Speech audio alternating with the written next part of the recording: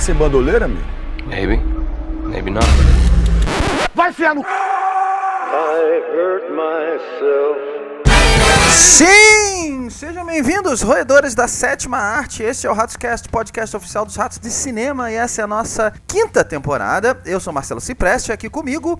Ele já assistiu mais de 2.000 filmes esse ano. Chupa, Rubens Euvald. Renato Maciel. Salve, salve, rataria! Beleza! E dessa vez eu não preparei nada engraçado pra falar. Eu tô sem criatividade. Tudo bem. Aqui com a gente também, ela assistiu mais de 3.000 filmes este ano. Todos nacionais.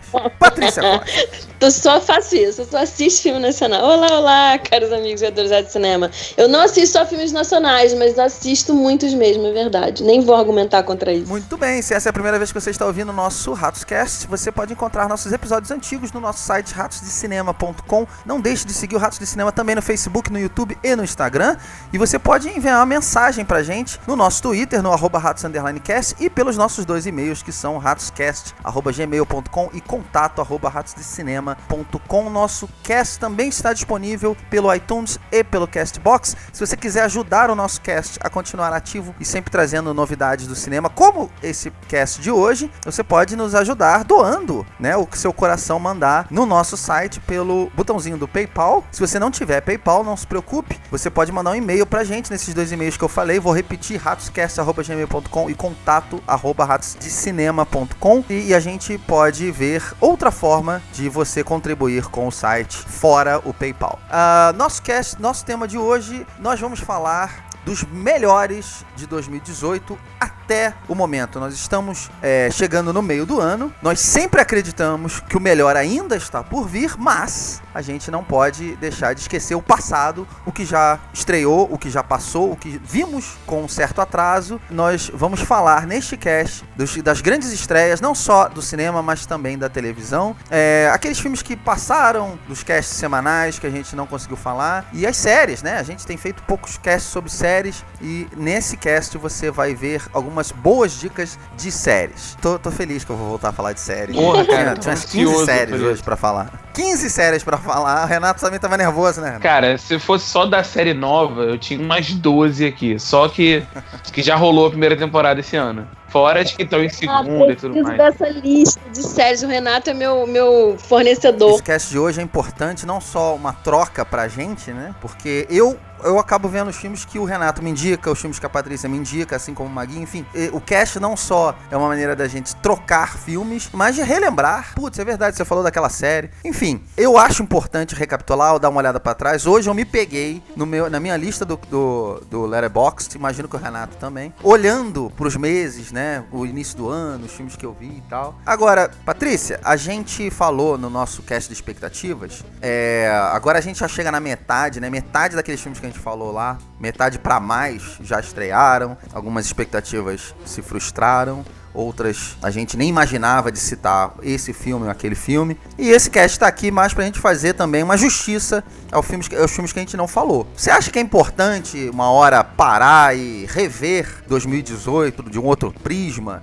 Rever os filmes e as séries, talvez pesquisar aquilo que a gente deixou passar? Cara, eu acho muito. Na verdade, assim, os casts dos filmes do mês funcionam muito pra mim pra isso. Porque vocês muitas vezes também veem filmes que eu nunca veria. E aí, assim, hoje pra mim vai funcionar isso. Eu acabei assistindo algumas coisas que eu não teria visto, talvez, porque foram falados e eu fui lá, corri atrás. Então, eu acho legal a gente, porque quando a gente faz a expectativa, a gente não faz ideia do que de fato vai acontecer, né? Muita coisa é uma merda, como você falou, e muita coisa aparece que não tava no nosso radar. Então, eu acho legal fazer essa pausa agora, assim, no meio do ano e olhar pra trás pro que ficou, o que realmente valeu a pena, o que não. Eu acho, assim, importantíssimo. Eu concordo totalmente com o que a Paty falou, porque às vezes tem filmes que a gente não tem oportunidade de ver no decorrer do mês, às vezes não tinha um interesse, um certo interesse ou um conhecimento daquele filme que ia sair, ou até falta de tempo, que é o principal motivo, acho que para todos nós, porque senão a gente tentaria ver tudo, porque a gente gosta muito de ver filme. É legal a gente poder revisitar esses filmes, ou às vezes até filmes que a gente acabou vendo e ninguém comentou no cast, sabe? A gente acabou vendo depois, porque chegou de alguma outra forma. Existem outros filmes que vão chegando direto pra home video, vídeo e tudo mais, a gente acaba não tendo espaço pra falar desses filmes. Enquanto as séries, eu acho que é muito legal esse período que a gente tá especificamente,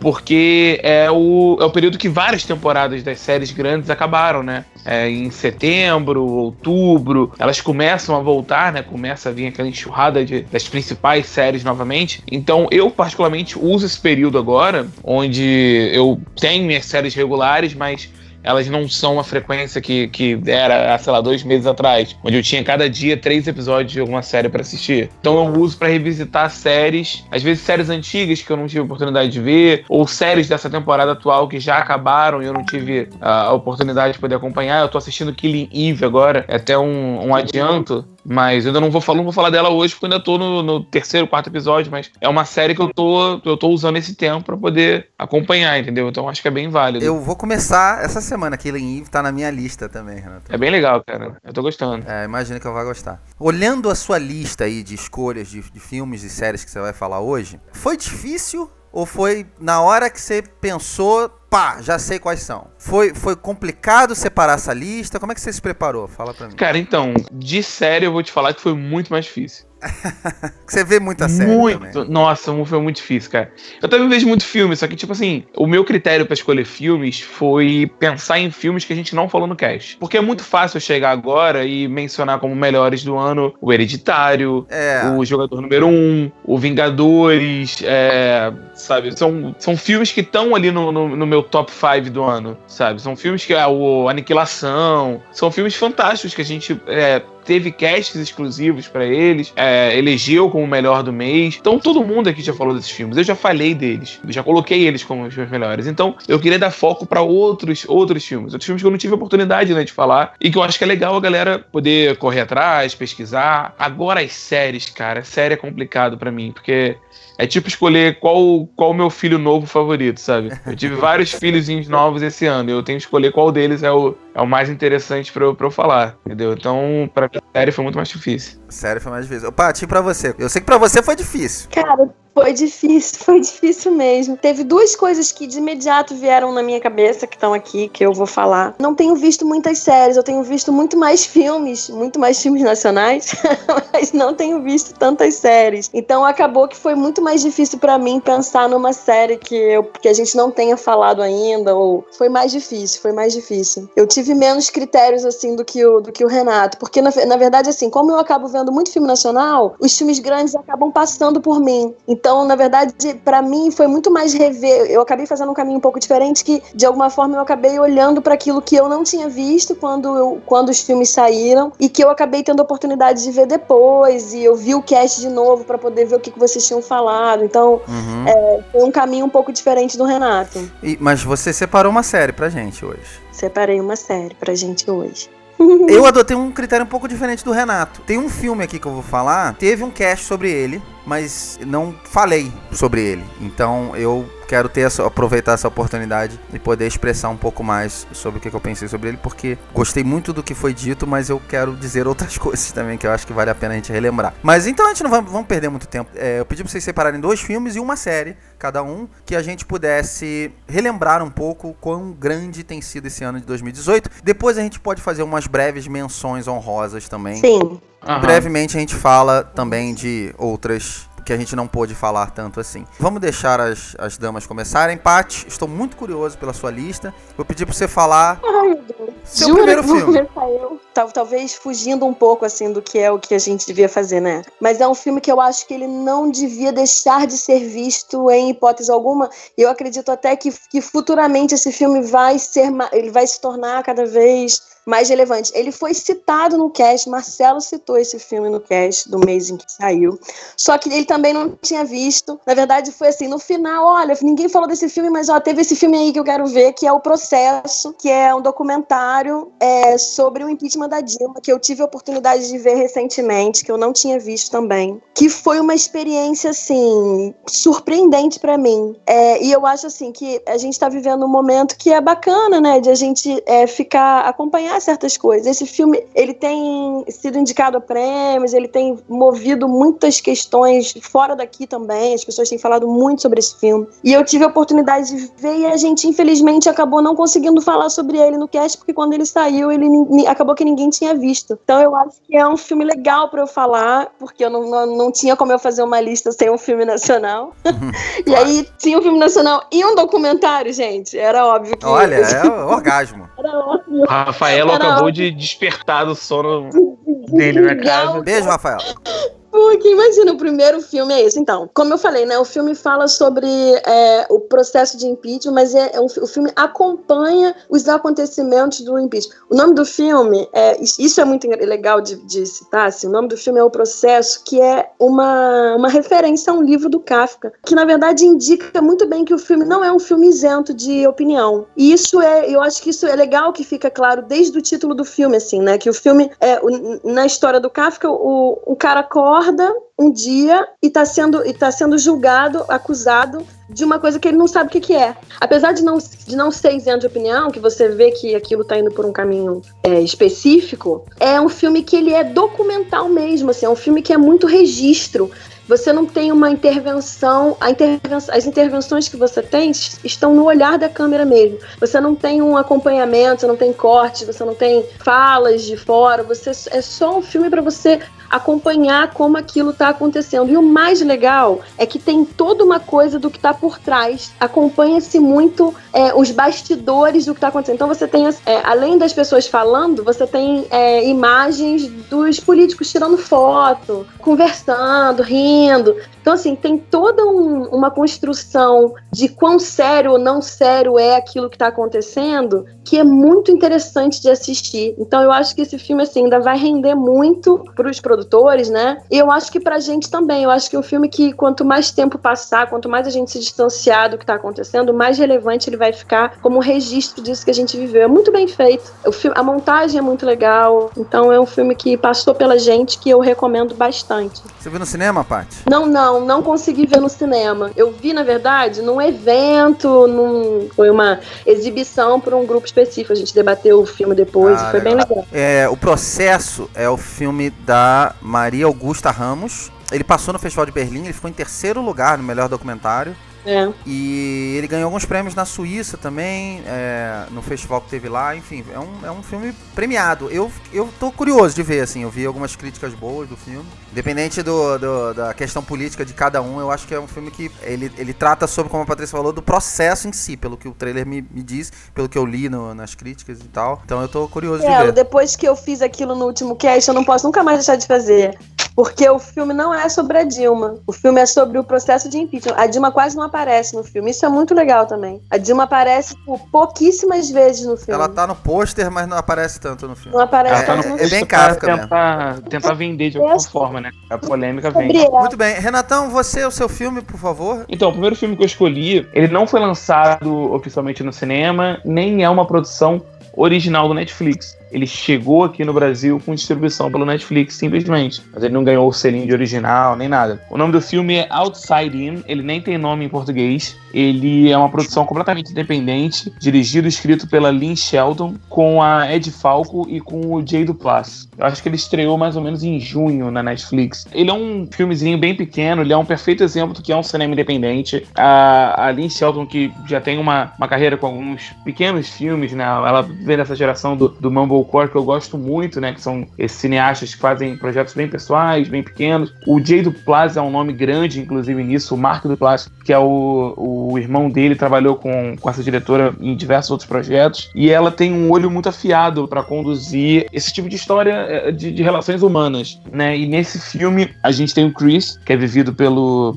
Jay Duplass, que ele é a gente pode dizer que ele é um cara que estava no lugar errado e na hora errada, quando ele tinha 18 anos. E ele vai preso por um crime que ele não cometeu. E depois de 20 anos, ele acaba sendo solto e ele acaba sendo um homem de, você vê, 38 anos, que se vê completamente fora do lugar dele, né? Ele volta para a cidadezinha pequena onde ele morava e onde ele passou os 18 anos da vida dele, só que ele teve a sua adolescência roubada por esse tempo que ele viveu atrás das grades. E a única pessoa que teve do lado dele, assim, de grande forma, durante esse tempo inteiro que ele teve preso, foi a professora dele, que é vivida pela Ed Falco de forma incrível. A maneira dela de ajudar é não só com amizade, mas com apoio, mas ao mesmo tempo ela teve quase que uma segunda profissão, que é como de advogada. Ela ajudava ele na parte legal, então ela sempre esteve do lado dele. E o que eu acho mais interessante desse filme é que ele é muito natural. A forma que os diálogos são retratados, a forma que a relação desses personagens é retratada, é tudo muito, muito natural, e tudo se dá graças ao roteiro e especialmente ao desenvolvimento dos personagens e da atuação do elenco, que tá tudo fantástico.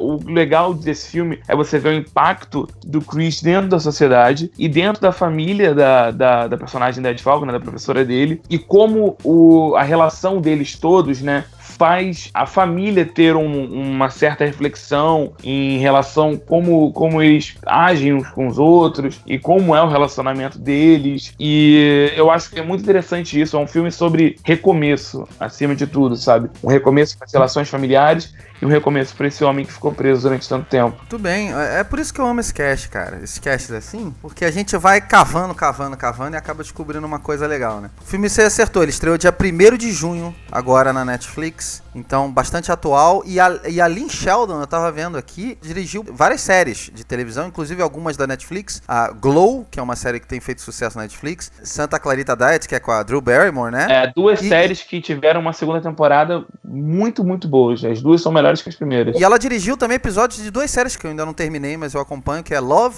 que também é da Netflix, e The Good Place. Excelente também. Que é uma excelente recomendação que eu gostaria de fazer aqui. As duas são fantásticas. Que estão disponíveis na Netflix também. Bom, eu vou pelo caminho contrário, quero falar de um filme que já foi citado, né, aqui, como eu falei, e eu não participei do cast desse filme, e então eu queria falar um pouco sobre ele, porque ele talvez seja um dos top 3 filmes que eu vi esse ano, que é o Aniquilação, que também é da Netflix. É um filme que vocês fizeram um cast maravilhoso, Renato, Patrícia e Maguinho, e eu acho que tudo foi dito nesse cast. Coisas que eu não sonhava sobre esse filme foi dito nesse cast. Queria falar um pouco sobre ele porque eu acho que o Aniquilação ele sofre de dois problemas. Agora que o filme passou, né? Quando ele estreou, teve muita gente que foi ver porque achou que era um filme de ficção científica, e aí outras pessoas acharam que era um filme de terror e tal, e aí muita gente foi ver. E hoje, se você for pegar os comentários das pessoas, a maioria não gostou do filme. E eu acho esse filme extremamente corajoso. É o segundo filme do Alex Garland. Ele é diretor e roteirista desse filme, e do Ex Machina, que foi um filme que foi indicado a Oscar e fez muito sucesso. Cara,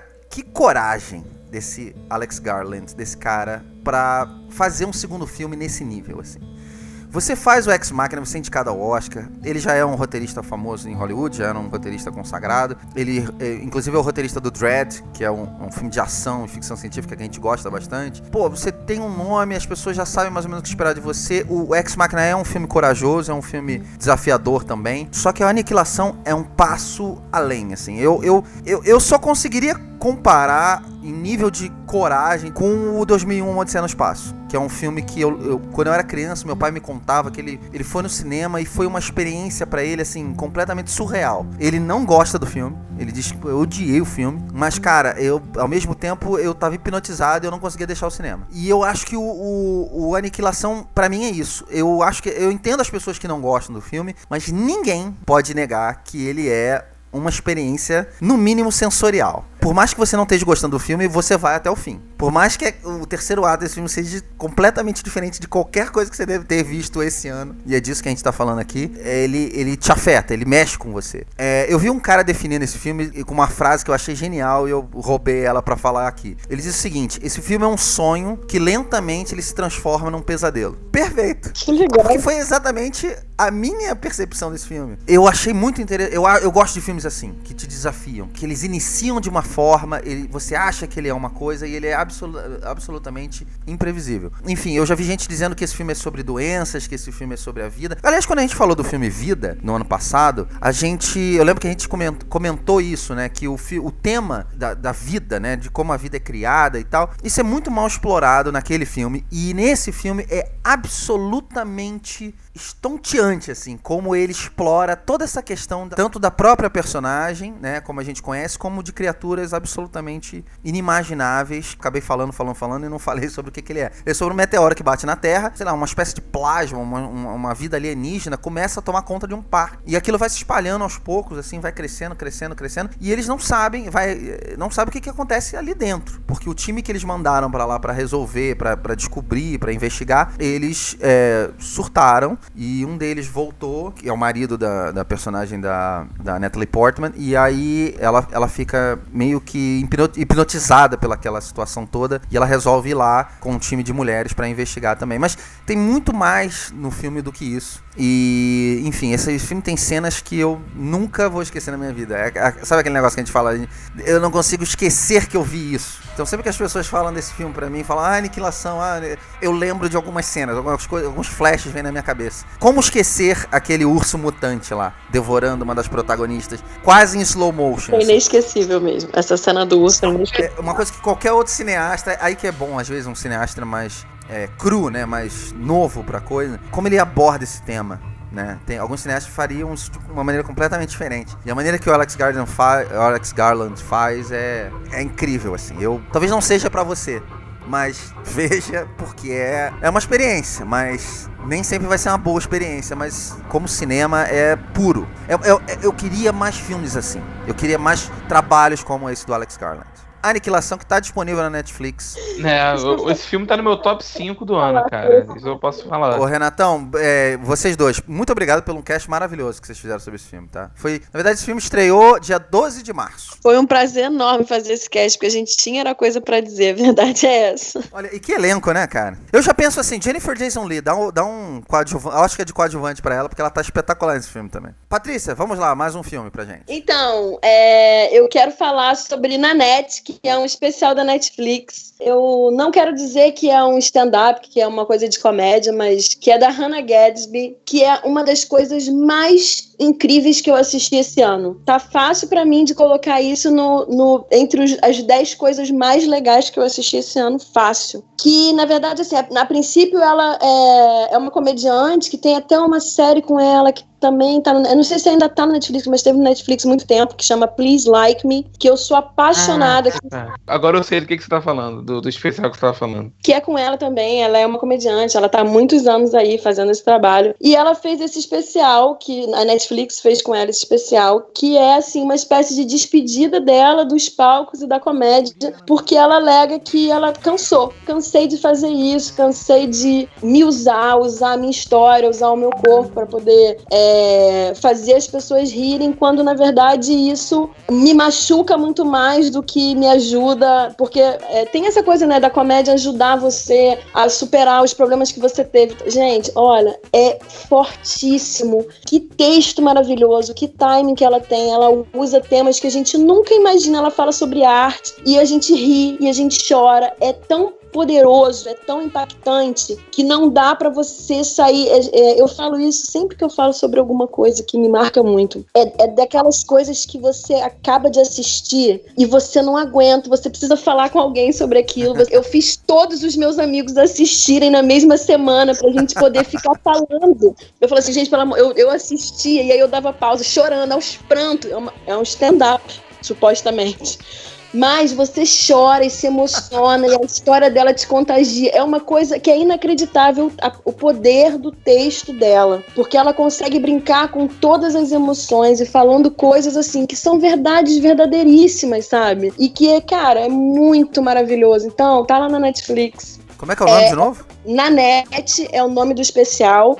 E a artista é Hannah Gadsby, que na verdade é um especial de comédia, mas gente, é muito mais do que comédia, é vida, é muito sentimento contido é 1 horinha, mas é 1 hora que podiam ser 20 horas e eu juro, eu ficaria ali. Ela é lésbica e ela por muito tempo, isso foi a bandeira dos programas dela, né? O fato dela ser uma artista lésbica. Então ela fala sobre isso. Então toda essa questão da sexualidade, ela aborda isso, aborda a dificuldade de você transpor essas barreiras, de você ser lésbica no mundo e não sei, como que isso tá dentro da arte dela. Cara, eu juro pra vocês, é uma das paradas mais incríveis que eu assisti esse ano, disparado. Eu me emocionei muito, muito o tempo todo. Você chora, você ri, você quer levantar, você quer parar, você quer contar pra todo mundo. Gente, não acredito no que aconteceu, no que ela falou. É muito maravilhoso. Cara, Netflix, 1 horinha. Não vai se arrepender. Tá na minha pai. lista, Paty. Eu já ouvi coisas muito boas sobre esse especial, tá na minha lista, inclusive. Olha só. Super enriquecedor. Não dá pra sair, desligar a televisão, a mesma pessoa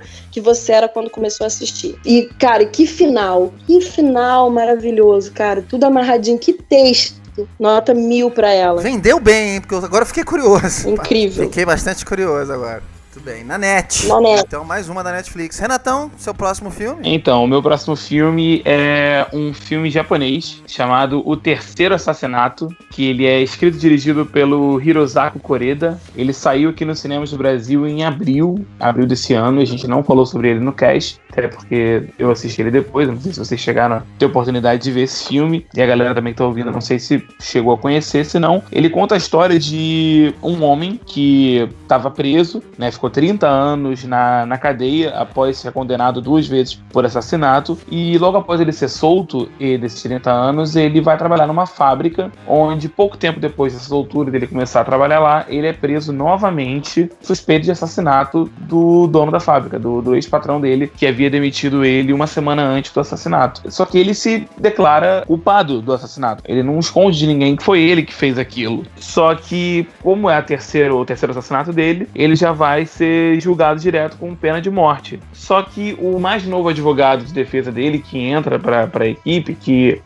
inclusive o pai dele já chegou a ser advogado desse homem há 30 anos atrás, ele passa a duvidar da culpa dele, né? Ele passa a duvidar que ele é realmente o culpado por esse crime. O que de cara eu posso dizer desse filme, né? Que é um suspense, né? Na questão de tribunal, ele tem elementos de tribunal, mas elementos de você descobrir se o cara é suspeito ou não, se o cara é culpado ou não. O que de cara eu posso dizer é que ele não é um filme que joga tudo na sua cara de uma vez só. Ele começa de forma simples e a história vai crescendo e o mistério vai sendo revelado, né, a partir de novas camadas exploradas dentro do roteiro. E os detalhes e as nuances do mistério estão totalmente nos diálogos. Então, quer dizer, você vai pegando elementos durante as conversas dos personagens principais, dos personagens secundários, na maneira que o advogado vai entrando de cabeça naquela história, em todas as pessoas envolvidas naquela história. Então você às vezes começa a questionar as intenções das pessoas no caso do assassinato e o envolvimento delas. E além de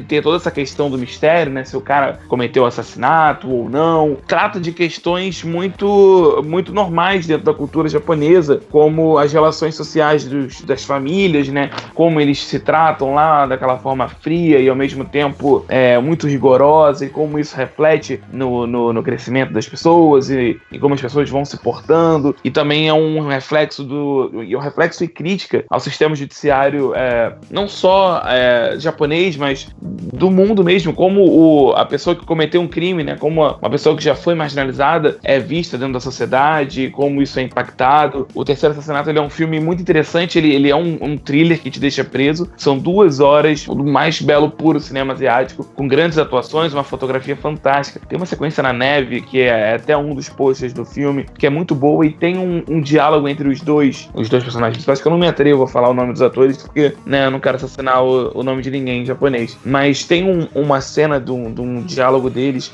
quando eles vão conversar, né, fica entre um vidro e o outro, quando o advogado... o vidro duplo. Cara, como é lindo aquilo, porque um reflete na face do outro. Parece que eles vão unindo as duas faces, sabe? Tão simples, mas ao mesmo tempo é um elemento que a gente nunca chegou a ver nesse tipo de filme, sabe? Um elemento de direção mesmo, um detalhe muito, muito simplório de direção que você une os dois personagens a partir daquele frame, sabe? A partir daquele enquadramento. E eu acho que particularmente vocês dois vão gostar bastante. Então fica a dica pra vocês. Muito bem. Então o filme se chama O Terceiro Assassinato. Terceiro Terceiro Assassinato. Esse filme não passou despercebido por mim, não. Eu lembro quando ele saiu que eu fiquei com vontade de ver, só que por algum motivo eu não consegui. Legal você ter relembrado esse filme, Renato. Legal. Pois é. Sabe se já tá disponível em algum lugar, Renatão? Eu acho que ele já tá on demand, cara. Acho que ele já saiu on demand. Provavelmente no Now, algum canal assim, né? Você encontra. Muito bem, eu vou falar de um filme que eu inclusive vi pelo Now também, já vou fazer a propaganda aqui. É um filme nacional que, mais uma vez, esse filme a gente falou dele, mas eu não falei e eu fui ver depois por recomendação do Maguinho. É outro filme que, assim, não sei dizer se gostei ou não gostei. Ele só mexeu comigo de uma maneira muito diferente, assim, então eu acho que as pessoas precisam procurar. Eu sabia que você ia falar desse filme, eu tenho a mesma sensação. Aos Teus Olhos, é um filme da Carolina Jabor. É um filme que estreou dia 12 de abril no cinema. Eu queria ter visto esse filme no cinema. Eu acho que ele saiu numa época, eu falei isso no cast. Se ele saísse, talvez um mês depois, teve todo um caso que envolveu um professor e abuso e na nossa vida real, né? Então, talvez o filme tivesse uma outra história dentro do cinema, não sei. O filme é sobre isso, é sobre um professor de natação, que é o Rubens, que é vivido pelo Daniel de Oliveira, o eterno Cazuza. E ele é um professor de natação, gente boa, amigão da garotada e tal. E tem um menino, que deve ter uns 7, 8 anos, que é o Alex, que é filho do personagem do Marco Rica, que é outro grande ator do cinema brasileiro também. Esse garoto, ele diz pra mãe que o professor beijou ele na boca. Isso, obviamente, ofende a mãe e pai, e eles vão cobrar do clube, né, onde tem a natação, uma posição. Em momento nenhum você vê a cena, né? Você escuta tudo pela boca dos outros. Então, você não vê o garoto contando pra mãe, então você não sabe em que contexto ele contou, como ele contou, se ele contou, enfim. E aí você tem, assim, 3 linhas narrativas muito interessantes no filme. Você tem a do professor, você acompanha a história dessa família, né, que tá sendo abalada por isso, e você acompanha a história da diretora do clube e como ela lida com a revolta dos pais e com a amizade que ela tem pelo professor. Só que o filme, o Renato tava falando, né, ele é um filme que ele não te dá tudo. Você falou isso do Terceiro Assassinato. Eu sinto que esse filme também ele não te dá tudo de cara. E você vai acompanhando as coisas. Por exemplo, a coisa que mais me chocou nesse filme foi exatamente lá pro terceiro ato do filme, no momento onde ele é interrogado pela polícia. É simplesmente o fato de que não importa o que saia da boca do professor, o julgamento já foi feito. E o filme, ele na verdade é sobre isso. Ele é sobre como uma opinião nas redes sociais vai desencadear, independente de prova, independente de qualquer coisa, vai desencadear um turbilhão na vida de todo mundo que tá ali naquele meio. Não só o professor, mas todo mundo envolvido. E você pode acabar com uma carreira, você pode acabar com a história de um clube, você pode acabar com um relacionamento, você pode acabar com diversas coisas sem uma simples prova. E como é complicado se você se colocar também no lugar dos pais. Eu acho que o que a Carolina Jabor fez muito bem foi isso. Passar pro espectador que, se você mudar e tentar ver pelo outro aspecto, pelos olhos do pai ou pelos olhos do professor, você talvez pense que você tivesse uma reação muito parecida. Então eu acho que por esse filme ter me feito pensar sobre essa questão toda, que eu mais ou menos já sabia qual era a história do filme, o Maguinho tinha explicado, mas você vê ali, é impossível você não ter essas dúvidas dentro de você também. Eu vi muita gente reclamando sobre a última cena do filme. Será que ele deveria ter terminado antes? Será que ele poderia ter contado mais? Eu acho válida. E é legal também que o filme se passa, eu acho que em 2 dias dentro do filme, né? Pouco tempo que uma coisa vai pro buraco, assim, tão rapidamente como a rede social, ela rapidamente ela consegue destruir castelos, assim. O Renato viu esse filme, não viu, Renato? Eu vi depois, cara. Mesma situação que você. Eu acabei procurando ele depois. Eu tinha vontade de ver no mês que ele saiu, mas falta de tempo não deu. E como o Maguinho reafirmou, né? Falou muito bem do filme, eu fiquei curioso e fui atrás. Eu acho que eu tenho uma opinião bem similar à sua, cara. Eu também não sei ainda se eu gostei do filme ou se eu não gostei.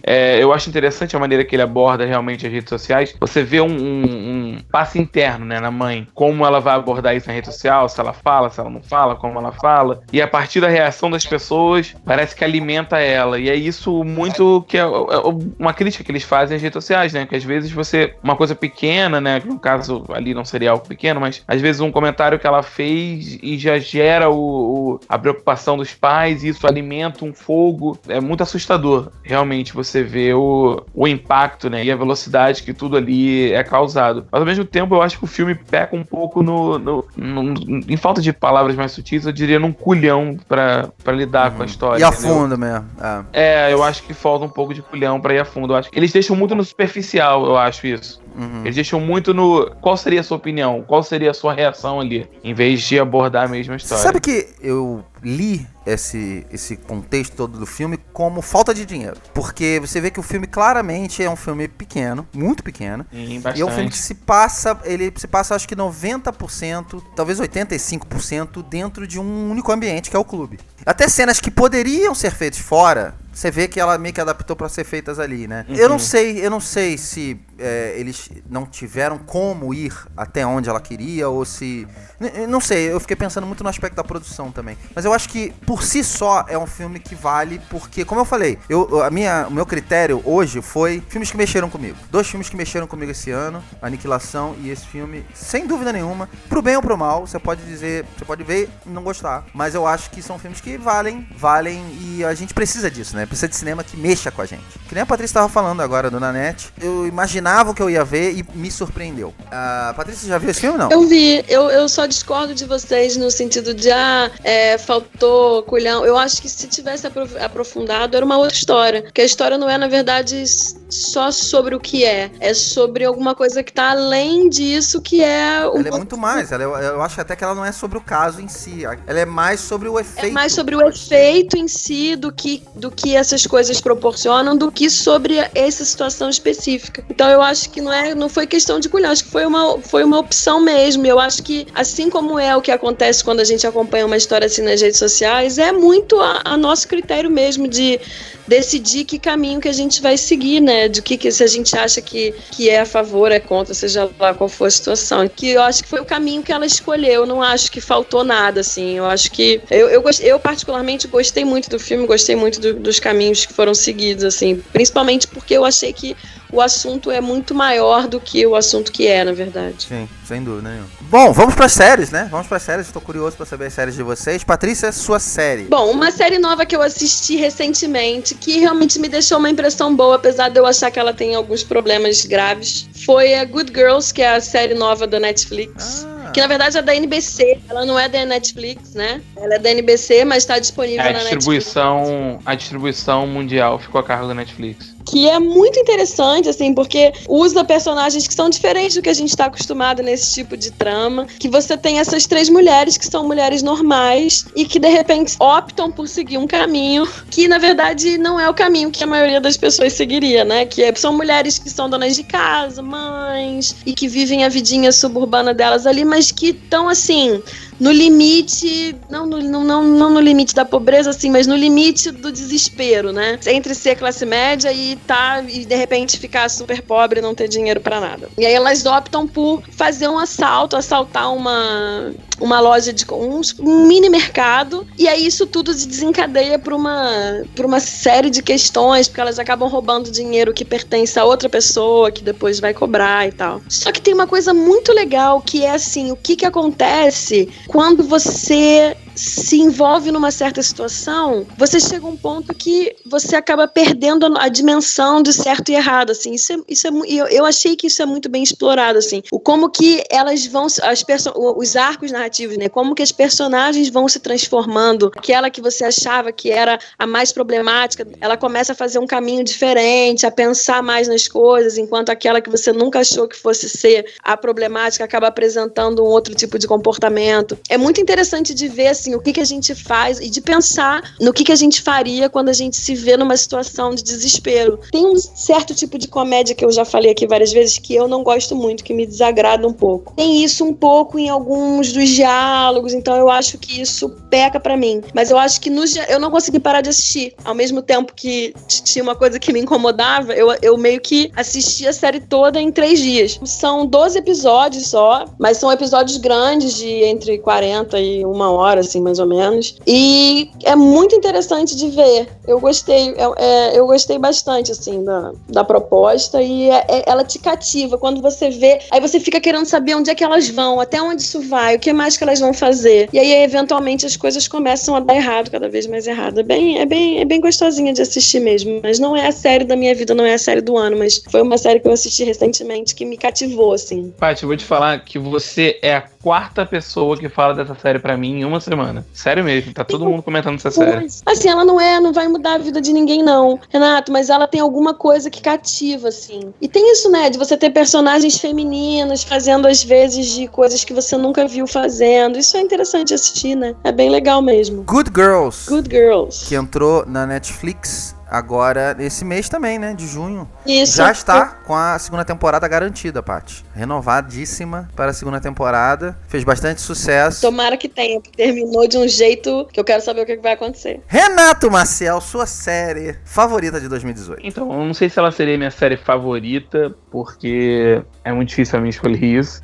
Mas entre todas as séries que eu assisti, né, séries novas de 2018, que já tiveram sua primeira temporada concluída e tiveram até o lançamento oficial, assim, aqui no Brasil, a minha escolha é a série da HBO de comédia chamada Barry. Rapaz. Que ela é criada pelo... Maravilha. Protagonizada pelo Bill Hader e pelo Henry Winkler, que tá maravilhoso na série. Uhum. Maravilhoso, ele rouba todas as cenas que ele tá. E, inclusive, a série agora foi indicada a 13 prêmios no Emmy. O Bill Hader tá indicado em 3 categorias, como roteiro, diretor e ator em série de comédia. Então, dá pra ver o controle todo do Bill Hader ali. É uma série super inusitada, com um humor super próprio. Quem teve a oportunidade de assistir ou viu o trailer, a série do Barry conta a história do Barry, um militar, né? Ele serviu ao Afeganistão, e quando ele voltou, ele começou a fazer serviços como assassino de aluguel. Só que ele começa a cansar dessa vida, e ele é muito bom no que ele faz. Ele é muito habilidoso, e ao mesmo tempo ele é muito travadão, aquele típico militar. O que eu acho muito curioso ver o Bill Hader fazendo um papel assim, porque quem conhece o Bill Hader do Saturday Night Live ou dos outros filmes de comédia que ele já fez, Trovão Tropical, por exemplo, ele é o assistente do personagem do Tom Cruise. Você vê o Bill Hader, você não consegue imaginar ele como um militar, né, um cara habilidoso em armas, e ele surpreende completamente por esse lado. Ele acaba sendo designado para uma missão, que é matar um cara, e ele acaba indo parar numa aula de teatro, numa aula de atores, que esse cara faz. E lá ele acaba se interessando pelo mundo de teatro, ele acaba gostando daquela dinâmica, e ele fica curioso, e ele resolve meio que largar tudo e virar ator. Por mais que ele seja péssimo como ator, ele meio que se encontrou ali. E o humor da série se dá, principalmente nos personagens completamente peculiares que estão ao redor do Barry, que por si só já é um personagem excêntrico. O Henry Winkler, que também está indicado como melhor ator coadjuvante, ele é o professor de teatro e ele tá simplesmente fantástico. O elenco, a parte toda do núcleo dos russos, que são os contratantes do Barry, nossa, cara, é muito, muito, muito engraçado. Você vê a dinâmica de máfia, aquela dinâmica meio os Sopranos, completamente satírico, completamente surtado. O texto do Barry é muito bom. As cenas de ação são surpreendentemente boas. Tem algumas sequências de tiro, de invasão. Tem um momento que ele faz uma invasão a um armazém junto com uma outra pessoa. Tem uma sequência de ação surpreendentemente boa, para uma série de comédia principalmente. Eu acho que Barry é uma das maiores surpresas para mim do ano. É um dos meus queridos pro Emmy, e foi uma das melhores meia horas que eu gastei em cada episódio que eu pude ver esse ano. Muito bem. Ô, Renatão, deixa eu te falar uma coisa. Eu comecei Barry hoje. Olha aí, comecei cara. a assistir essa série, já tava na minha lista, já tinha separado, né, na HBO lá, na HBO Go. E aí eu comecei a assistir hoje, antes de gravar aqui com vocês. E gostou? Eu até cogitei, assim, eu falei, cara, eu acho que eu vou mencionar, porque eu adorei o primeiro episódio. É muito bom. Muito bom. O Bill Hader tá indicado como direção por esse primeiro episódio. Então, eu vou te falar que ela me parece assim, ela me parece uma série, eu não sei se a série toda é isso, mas você não sabe se você ri ou se você fica chocado. Você fala assim, não, é pra rir disso? Tipo, não sei se eu me sinto mal em rir de uma situação cômica que ao mesmo tempo é trágica. É mais ou menos nessa linha. Sim, e vai aumentando o nível das situações. Realmente me parece uma série muito legal. Vai e é uma série curtinha, só tem 8 episódios, tá disponível pela HBO. E já foi renovada pra segunda temporada. Que legal. Já tá aqui na minha listinha, com certeza. Olha que cast espetacular, hein, cara. Eu vou sair daqui vou ter que passar a noite em branco. Realmente, tem muita coisa boa pra ver ainda. Bom, a minha série se chama The Looming Tower. É uma série que tá disponível pela Amazon. E se você nunca ouviu falar nessa série, você não é o único.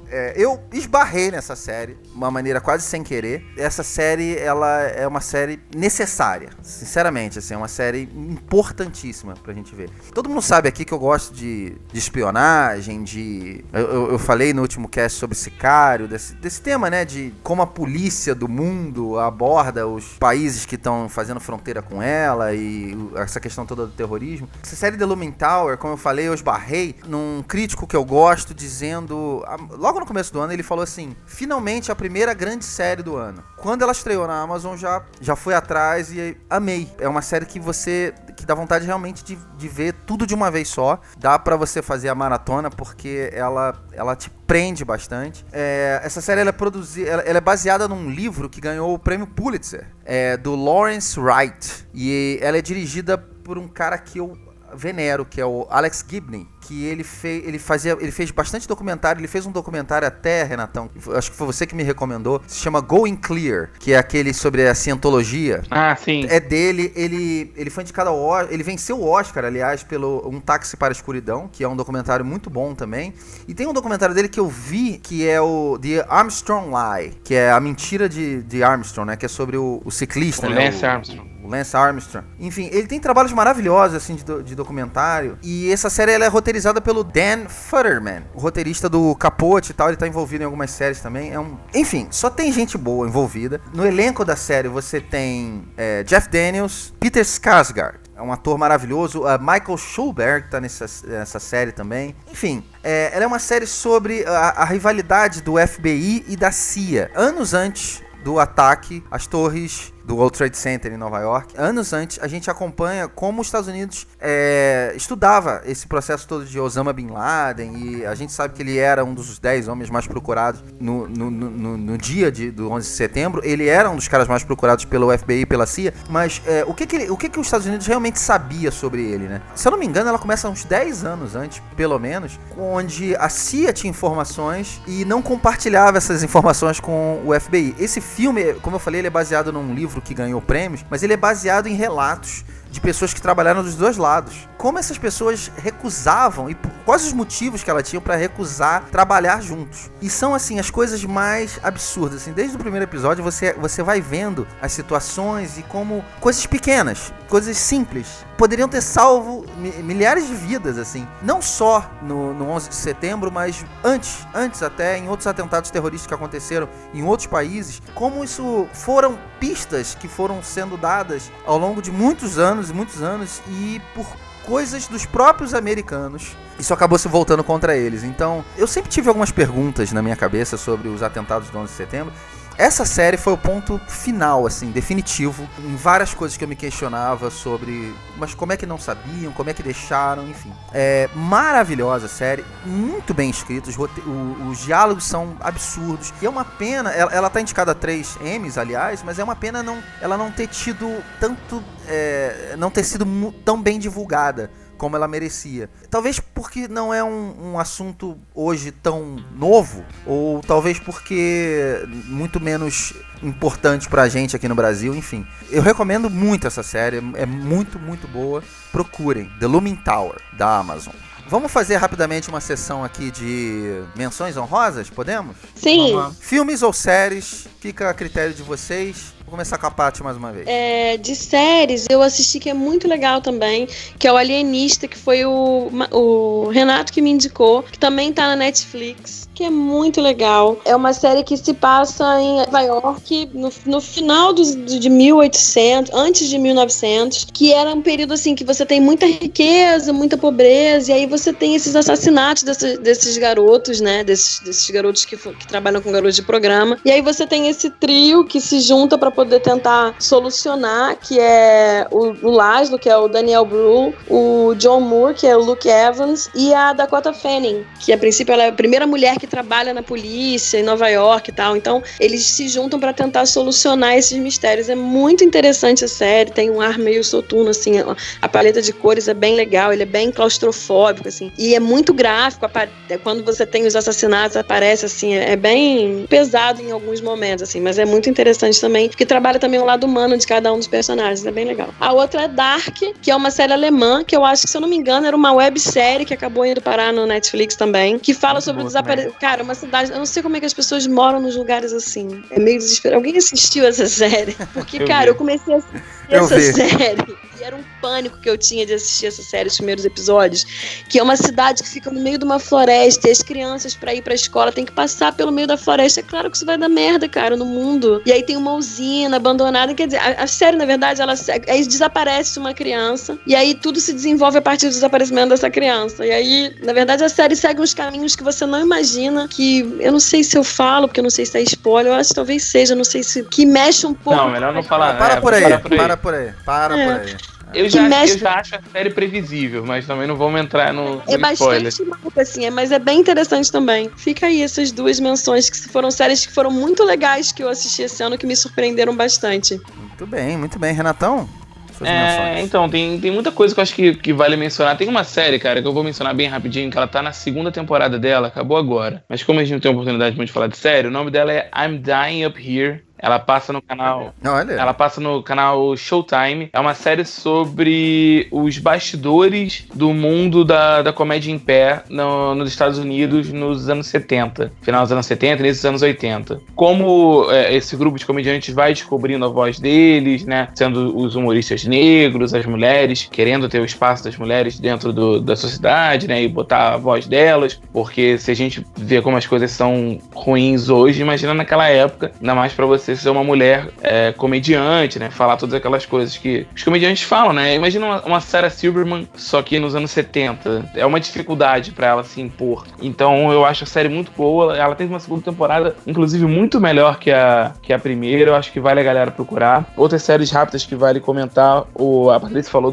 do Alienista, que é muito boa. Mas tem o American Crime Story, do Gianni Versace. Eu acho que vale assistir. Sim, bem lembrado. Vale assistir, especialmente pelo Darren Criss, que é o protagonista da série. Ela não é tão boa, muito bem lembrado. Ela não é tão boa quanto a série do O.J. Simpson, mas ela vale muito pelo menino, porque a gente vê o assassinato de Gianni Versace. A gente vai ver a série até o momento que o Gianni Versace morreu. Não. A série abre com a morte dele. E o que decorre da série é um estudo em cima do assassino dele, que agora me falha o nome do assassino dele, que é vivido pelo Darren Criss. E é um estudo daquela pessoa, da sociopatia dele, da mania dele de mentir, e é uma série muito interessante, é uma boa série para atores, né? Os atores têm um destaque, o texto não é tão afiado quanto o do AJ, mas ao mesmo tempo vale a menção aqui. Outra série que vale, especialmente pela atuação também, e pelo primeiro episódio, é uma série curtinha, são 6 episódios só, é Patrick Melrose, também é do Showtime. Eu tenho assistido muita coisa do Showtime. Showtime e Paramount são os 2 canais que eu tenho mais pego coisas novas. O Patrick Melrose é uma minissérie em 6 episódios, protagonizada pelo Benedict Cumberbatch. Cada episódio é baseado num livro, né, da série dos livros do Patrick Melrose, que é baseado nas memórias do autor. Por nada, cara, assiste só o primeiro episódio, porque como são histórias meio que fechadas, né, elas seguem, claro, né? No 2º episódio tem reflexo, mas acho que você vai assistir um só já é o suficiente. E o primeiro episódio é absurdo. A edição é fantástica, a atuação é fantástica. É igual você ver o primeiro episódio de Sherlock. Sherlock inteiro é muito bom, mas o primeiro episódio da primeira temporada é sensacional. E é o que faz todo mundo ficar fisgado ali. E pra mim o Patrick Melrose é a mesma coisa. E outra série que vale comentar aqui, que eu acho que você vai falar, e eu achei que era a série que você ia comentar, é o Cobra Kai. Pegou todo mundo de surpresa. tempão Sim, no chat sem comentado dúvida. Cobra Kai. Você já falou brevemente dela, escreveu um texto no site do Ratos fantástico sobre a primeira temporada. Ela dá continuidade à trilogia do Karate Kid de forma muito, muito moderna e muito interessante, pegando novos elementos dentro daquele universo, e eu fico muito empolgado para ver o que eles vão fazer com a segunda temporada. E é isso, cara. Existem outras séries que estão em exibição agora, que eu acho que vale a galera acompanhar. Tá começando agora o Sharp Objects da HBO, é dirigido pelo Jean-Marc Vallée, que fez o Clube de Compra Dallas e fez o Big Little Lies. Então, pra quem gostou de Big Little Lies, assiste, com a Amy Adams, o Sharp Objects. Tá indo pro terceiro episódio, é bem legal. E é isso. Eu assisti só o primeiro, mas caraca, é muito legal. É. Eu tô doida pra assistir tudo, pra poder falar mais, porque caralho, é muito foda, eu gostei muito. Ô, Renatão, você recomendou uma série sobre stand-up comedy. E eu acabei de ver uma série que eu quero recomendar que se chama The Marvelous Miss Maisel. Nossa, Que cara. também é da Amazon. Eu já baixei você tudo pra assistir, assistiu? ainda não tive tempo. Cara, essa série, assim, a Patrícia tinha que ver e você tinha Ah, que eu ver. tô doida pra Eu acho que por motivos diferentes. Essa série ganhou Globo de Ouro, né? De melhor Foi, série Comédia. de comédia. E a atriz, que é Ganhou uma atriz que eu também. nunca vi ela em nada. Eu nunca vi ela em nada. Se chama Rachel Brosnahan. Ela é espetacular, assim, o trabalho que ela faz nessa série. Também é sobre uma mulher, só que na década de 50, né? No início da década de 50, onde os Estados Unidos vivia aquela época maravilhosa, tudo era ótimo, pós-guerra e tal. E ela se separa, olha só, na década de 50 você se separa, o marido dela deixa ela, enfim. E ela, que sempre foi uma esposa dedicada e tal, ela resolve achar uma coisa pra ela fazer e ela vai pro stand-up. E é muito interessante como ela vai descobrindo isso, porque ela não tem a menor ideia do que é aquilo ali. E ela tem o dom, mas ela não sabe fazer. Ela não sabe a parte básica da coisa. E ela vai aprendendo. E a primeira temporada é sobre isso. É espetacular. Mas essa série, ela vale muito também pelos coadjuvantes. Ela tá com uma Chalub, né? penca. Tony Shalhoub é, assim, uma das melhores coisas do ano. Ele tá indicado como coadjuvante. Enfim, ele tá absurdo. Ela tem uma personagem também, que eu não sei o nome dela, que faz a melhor amiga dela. A pessoa que é meio que a agente dela, né, na coisa toda, que também é uma atriz espetacular, também tá indicada, enfim, recomendo. Uma outra indicação que eu quero fazer, 2 documentários rapidamente. Um se chama 7852, tá disponível na Netflix. Se você é um amante de cinema, você provavelmente ama um filme chamado Psicose, do Alfred Hitchcock. Esse filme 7852 é sobre o número de cortes e frames da cena do chuveiro. Esse documentário é 1h30 mais ou menos só sobre a cena do chuveiro. Tudo que você puder imaginar sobre como aquela cena foi importante pro cinema, como aquela cena deu origem a gêneros cinematográficos, como o som daquela cena, como foi feito, como a escolha da faca, a escolha da atriz, como... Cara, eu te confesso que eu achava que eu tinha entendido Psicose até ver esse filme. Ali você tem a análise não só da atriz que viveu, mas da dublê de corpo, dos caras que fizeram o som, tudo, do cenário. É surreal. É pra amante de cinema, tá? Se você não é um cara que gosta de destrinchar o filme até o último frame, então talvez não seja pra você, mas enfim, é maravilhoso, é espetacular, vejam. E um outro documentário que eu esbarrei também no GNT Docs, então imagino que esteja disponível no Now também, se chama Chega de Fio Fio. É um documentário que estreou mês passado no cinema, passou muito pouco e já foi pra televisão, e é um documentário sobre como a nossa sociedade reage, né, como a sociedade brasileira principalmente reage com essa questão toda de abordar a mulher na rua e assobiar e chamar atenção. Ele aborda vários aspectos da vida de várias mulheres em fazer coisas simples, como, por exemplo, ir ao trabalho. Então ele acompanha algumas mulheres indo ao trabalho ou indo pra faculdade.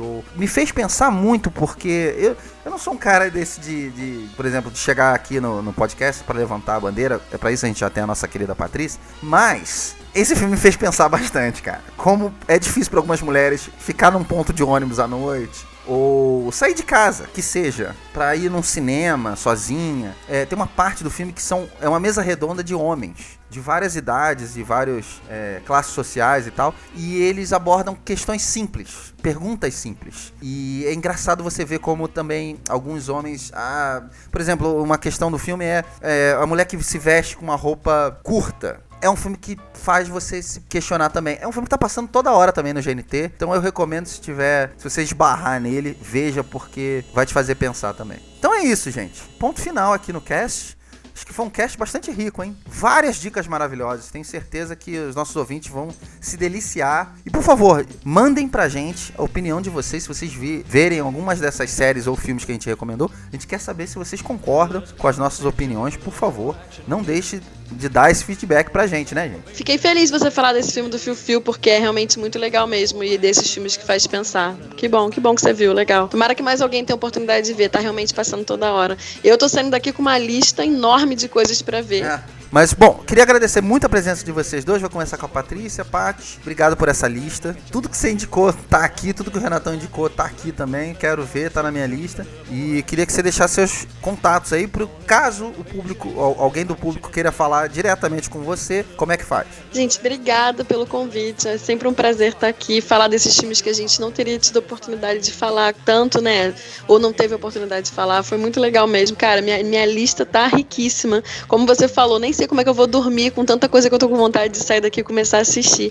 Mas se quiser falar comigo sobre as minhas dicas, Patrícia Costa nas redes sociais. Fala comigo no Instagram, no Facebook do Ratos, no Instagram. A gente tá aí. Vamos continuar esse papo e falem o que vocês acharam, quem assistiu, e estamos aí. Então um beijo grande e até a próxima. Muito bem, Paty, obrigado mais uma vez. Renatão, por favor, deixe seus contatos também, porque eu sou um que vou querer entrar em contato com você muito em breve para comentar essas séries todas e esses filmes todos. Imagina, cara, eu tava contando os dias pra poder vir aqui e poder falar sobre séries novamente.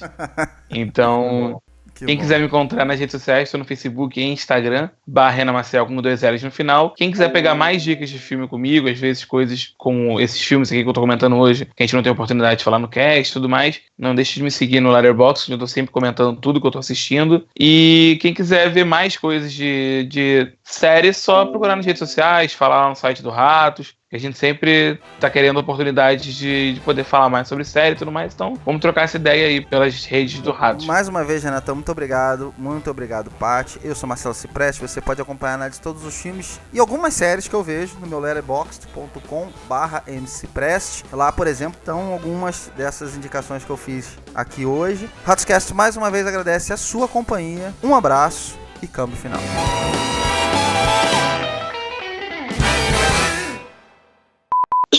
Desculpa. Olha eu maguinhando. fazendo Caralho, Maguinho virou um verbo. Maguinhando é bom, cara. Maguinhando. Eu me engasguei, desculpa.